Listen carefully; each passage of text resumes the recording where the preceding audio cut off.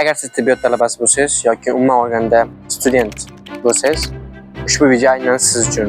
Bu nima uchun 4 yil yoki umuman tibbiyot talabasi sifatida 6 yil o'qib hech qanday pul topa olmayapsiz. Ya'ni income, ya'ni daromad topa olmayapsiz. Tibbiyot universitetida 6 yil o'qiymiz. Har yili bizni chiqimlarimiz, xarajatlarimiz oshib boradi, lekin hech qanaqa daromad yo'q. Demak, bu yoqda muammo bor, qandaydir. Biz shuni hal qilishimiz kerak. Shu bo'yicha men o'zimni hozirgi fikrlarim bilan bo'lishib o'taman. Meni tanimaydigan bo'lsangiz, meni ismim Doston. Toshkent davlat tibbiyot universitetining talabasiman. Meditsinani o'rganyapman. Men hisoblayman, talabalar ham O'zbekistonda o'zini xarajatlarini qoplashlik uchun o'ziga yetarli darajada daromad qilishlikka harakat qilib, qandaydir sabablarni qilib pul topa olishi kerak, daromad qila olishi kerak deb o'ylayman. Hatto universitet o'qish davrida ham. Shu bo'yicha o'zimda fikrlarimni bildirib o'taman. Xo'sh.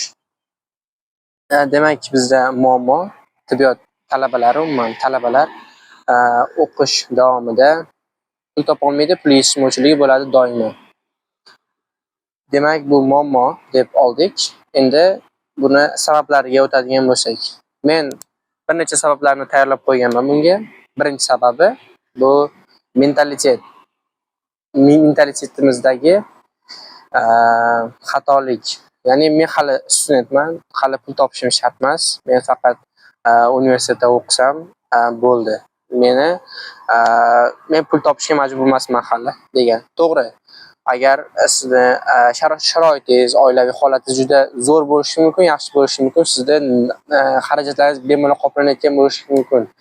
Lekin men baribir aytishim kerakki, shartki siz harakat qilib ko'rishingiz kerak.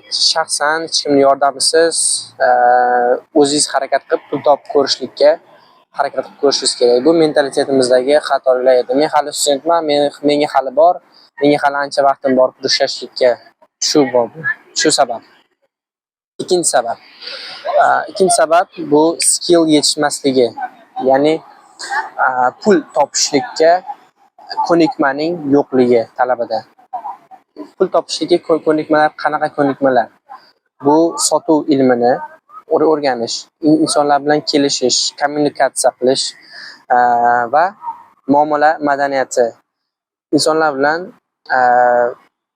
muomalani o'rganish, muomala qilishni o'rganish, ular bilan qanday gaplashishni o'rganish va sotuv ilmini o'rganish. Mana shu skilllar yetishmaydi. Mana shu ko'nikmalar yetishmaganligi sababli talaba pul topa olmaydi. Keyingi uchinchi men keltirib oladigan sabab bu risk qilishdan qo'rqish, ya'ni tavakkal qilishlikdan qo'rqishlik. Agar o'xshamay qolsa nima bo'ladi? Yoki menga yo'q javobini olsam nima bo'ladi? Eplolmay qolsam nima bo'ladi degan har xil sabablarni o'ziga keltirib, pul topishlikni o'zini vaqtini cho'zish uzoqroqqa, qancha uzoqroq bo'lsa shuncha yaxshi. Shunday qilib bahonalar bilan, shu sabab bilan risk qila olmaslik, risk qilishdan qo'rqishlik. Men to'rtinchi sabab jamiyatga bera oladigan o'zida qanaqadir bilim yetishmasligi. Ya'ni bu qaysidir tilni bilishlik bo'lishi mumkin, sotuvni bilishlik mumkin, yo o'z sohasi bo'yicha qandaydir bilimlarni bilmasligi mumkin. Mana shunday o'zida qandaydir bilimni, ya'ni jamiyatga bera oladigan o'zida bilim yetishmasligi, ya'ni value yo'qligi. Ya'ni shunaqa. Buning uchun nima qilishlik kerak? Til o'rganishlik kerak. Birinchi o'rinda ingliz tili, rus tili, mana sohaga qarab boshqa tillarni ham kelajakdagi rejalarga qarab boshqa tillarni ham o'rganishlik mumkin.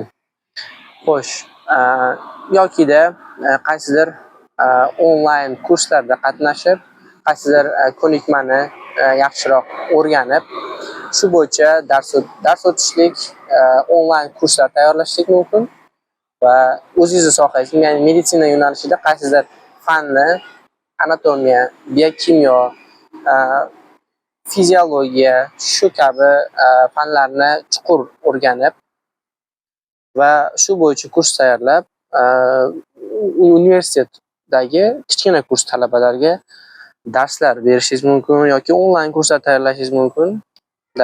Shu ham bir bilimlarni bo'lish kerak va keyinchalik bu daromad olib keladi. Keyingi sabab vaqtni behuda narsalarga sarflash, ya'ni hozirda ko'p Instagram tarmoqlarida doom scrolling qilish, ya'ni qisqa videolarni ko'p ko'rib o'tirib vaqtni behuda sarflash yoki atrof muhitingizda yaxshi o'qib bilgan yoki qandaydir kelajakka katta reja qiladigan, maqsad qo'yib harakat qiladigan kursdoshlar, studentlar orasida bo'lmaslik. Mana shu ham juda katta sabab hisoblanadi. U talabaning pul topmasligiga, moliyaviy mustaqil bo'lishlikka harakat qilmasligiga. Va oxirgi men keltira oladigan sabab bu networkingning yo'qligi. Ya'ni odamlar bilan gaplasha olmaslik. Qisqa suhbatlar va qanaqadir maqsad yo'llarida harakat qilib, shu yo'lda insonlar bilan qanday muloqot qilishlikni bilmaslik, tanish orttira olmaslik, odamlarga gapirishlikdan qo'rqish, ya'ni yo'q javobini olishlikdan qo'rqish. Mana shu ham networkingni tushunmagan, bilmagan, o'zida shu ko'nikmani rivojlantirmagan talaba hech qachon pul topolmaydi deb o'ylayman. Xo'sh, shunday sabablar bor ekan, pul topa olmaslik uchun mumkinligi, ya'ni talaba sifatida.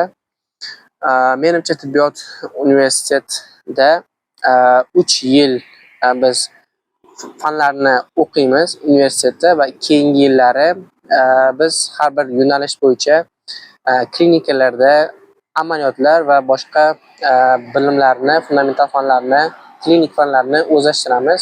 Shuning uchun tibbiyot talabalariga ayta olamanki, o'sha 6 yilni birinchi 2,5 yilligida o'zida o'sha boya yetishmayotgan, boya aytib o'tgan sabablarni yo'qotishlikka, mana shu sabablarni kontr ravishda, ya'ni qarama-qarshi ravishda skilllarni, qobiliyatlarni, ko'nikmalarni rivojlantirish, ya'ni til o'rganish, biror bir joyda ishlab ko'rish va qanaqadir bilimlarni orttirish.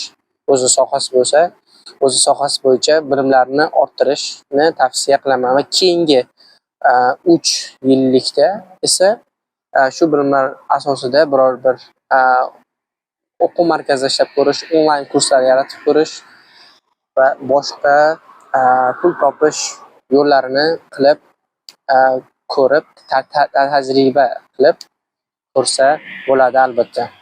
Xo'sh, bizni muammolarimizni sababini ko'rib chiqdik. Endi shu sababga yechim berib o'tamiz.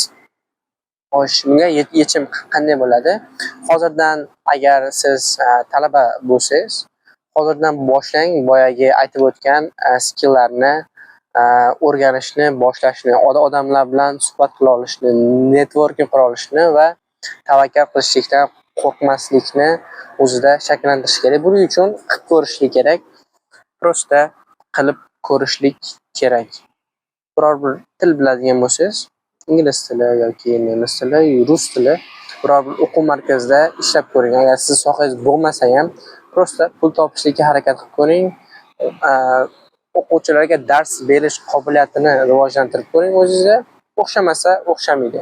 Bu hech qanday sizga yutqizish, mag'lubiyat olib kelmaydi.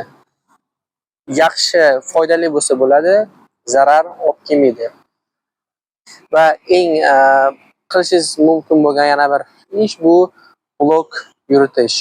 Hozirda Instagram, YouTube'da yoki Telegramda foydali blog yuritsangiz, real blog yuritsangiz va odamlarga yordam bera olsangiz, o'zingiz sohangiz bo'yicha yokida o'rganayotgan sohangiz bo'yicha yoki til bo'yicha, til bilimlari bo'yicha darsliklar yoki onlayn kurslar tayyorlab ularni sotishingiz mumkin. Ijtimoiy tarmoqlar bu bo'yicha ayta olaman juda katta foyda beradi. Ko'p yillik bu passiv daromad keltiradi. Lekin daromadga chiqish ham juda uzoq vaqtni oladi. Shaxsiy ayta olamanki, bu YouTube. YouTube'da menda hali modernizatsiya yog'ilmagan, ya'ni pul to'lanmaydi hali. Lekin men hozirdan shu passiv daromadga qarab harakatni boshlaganman, davom etyapman. Shunaqa YouTube, ijtimoiy tarmoqlar juda katta value beradi. Shu ko'nikmalarni qilib ko'ring, o'quv markazida ishlab ko'ring yoki klinikada ishlab ko'ring, shifoxonada ishlab ko'ring yoki biror bir shifokorga shogird tushib ko'ring. Mana shu har bir ishlarni qilib ko'rishlikka harakat qiling. O'zingizni kelajakdagi maqsadlaringizga qarab har xil yo'nalishlarda ishlab ko'rishlikni maslahat beraman. Bu foydadan xoli emas, umuman zarar keltiradigan joyi yo'q. Ko'pchilik o'ylaydiki, men shu 6 yilda o'qishni bitirganimdan keyin men katta pul topa olaman, bemalol o'shanda men pul topishim kerak deb o'ylaydi. Lekin unday emas. Universitet faqatgina diplom olganingiz bilan sizda pul topish ko'nikmalari shakllanib qolmaydi. Pul topish bu ko'nikma degani. Sizda qandaydir jamiyatga kerak bo'lgan ko'nikmani o'zingizda paydo qila olsangiz, shunda pul topa olasiz. Bu bitta ko'nikmani qo'lga kiritsangiz, ya'ni universitetni bitirib, bakalavr bitirib, tibbiyot bo'yicha qanchadir darajada bilimingiz bor, shifokor bo'lib ishlay olasiz. Bu bitta skill, ya'ni ko'nikmani shakllantira oldingiz degani. Va bunga qo'shimcha ravishda daromadingizni ko'paytirish uchun yokida yanada o'z bilimlaringizni, mutaxassisligingizni kuchaytirishlik uchun til o'rganish va o'qitishni, pedagogikani o'rganish va sotuv ilmini o'rganish, networking qilish, odamlar bilan gaplasha olish bu sizni another levelga olib chiqadi, daromadingizni juda katta darajaga olib chiqadi. Bu gaplar, bu fikrlar meni shaxsiy fikrlarim va katta kursdagi talabalar, 5-6-kurs va shifokor bo'lib hozirda ishlayotgan talabalar bilan suhbatda menga kelgan, ular maslahat bergan va real voqealarga asoslangan holatda olingan video bo'ldi. Juda foydali bo'ladi degan maqsadda tayyorladim. Sog' bo'linglar. Pul daromad topishlikka harakat qiling. Tibbiyotda o'qish yokida umuman universitetda o'qish, ya'ni talabalik davri degani bu pulsiz davr degani emas. O'zingizni xarajatlaringizni qoplashga, pul topib ko'rishlikka, yiqilib ko'rishlikka, tajriba qilib ko'rishlikdan qo'rqmaslik kerak. Shuni maslahat beraman. Sog' bo'linglar. Keyingi video kontentlarda ko'rishguncha, menga mana shunaqa real suhbatlar, ya'ni real maslahatlar bo'ladi ushbu kanalda. Aynan shu muammolar sizda ham kuzatilayotgan bo'lsa, o'zingizda bor deb bilganingiz bo'lsangiz, kanalga obuna bo'ling. O'z fikrlaringizni kommentariyalarda yozib qoldirishingiz mumkin. Sog' bo'linglar. Keyingi video kontentlarda ko'rishguncha.